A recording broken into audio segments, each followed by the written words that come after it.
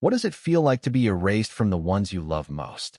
For Clara, the answer came in a single, gut-wrenching text. We're going to Hawaii without you. It's better this way.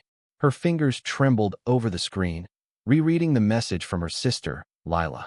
The family vacation, her idea, her planning, her money had been her gift to them all. Now, it was a wound, raw and bleeding, as she stood alone in her quiet apartment, the weight of betrayal sinking in. Clara had always been the glue of the family. The eldest of 3 siblings, she'd spent years weaving their fractured bonds together. Their parents' divorce had left scars. Her brother, Mark, withdrew into silence, while Lila chased fleeting thrills. Clara, though, stayed steady. She paid for Mark's college textbooks when he couldn't afford them, bought Lila's prom dress when their mom forgot, and organized every holiday gathering, pouring her heart into moments that made them feel whole. This trip to Hawaii was her biggest gesture yet. Plane tickets, hotel bookings, even pocket money for her niece and nephew. She'd spent months saving, dreaming of sunlit beaches and laughter, a chance to heal old wounds. The text changed everything. Lila's words weren't just a dismissal. They were a declaration that Clara didn't belong. She called Mark, hoping for an explanation, but his vague, "it's complicated," only deepened the cut. Her parents, too, offered weak excuses about group dynamics. Clara's heart pounded as she realized they'd all agreed to leave her behind. The family she'd carried for years had discarded her without a second thought. Anger flickered, then roared. Clara wasn't one for vengeance, but something inside her snapped. If they didn't want her, they wouldn't have her generosity either.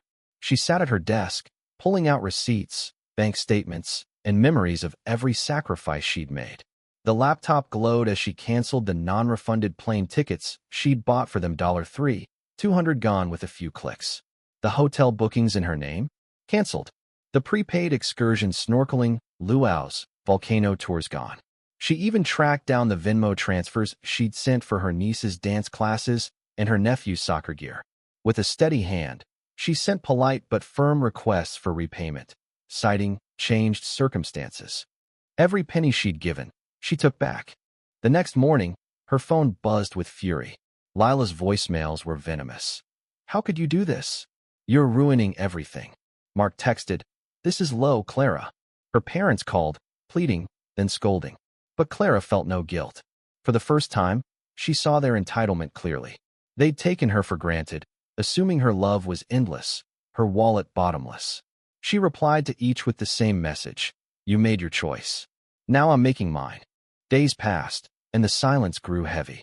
Clara wandered her apartment, haunted by the photo albums she'd once cherished, snapshots of birthdays, Christmases, moments she'd orchestrated.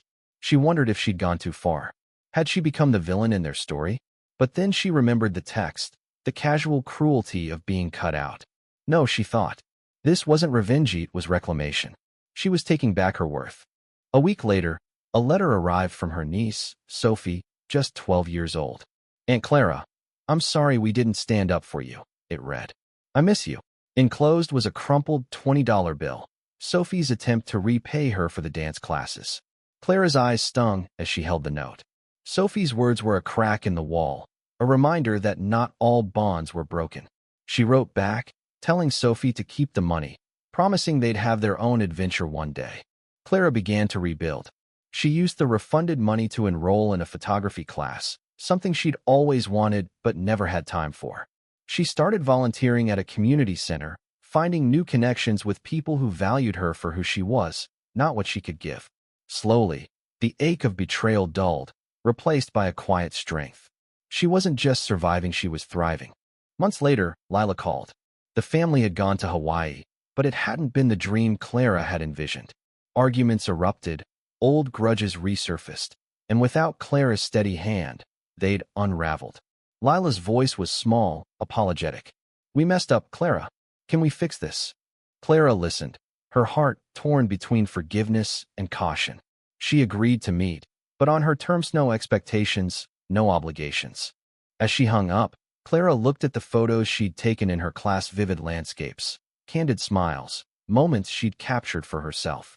She realized she didn't need their approval to feel whole. They could come back into her life, but only if they saw her worth. Clara had given them everything once. Now, She was giving that love to herself. The story wasn't over, but Clara knew one thing. She'd never let anyone cut her out again. And in that truth, she found freedom.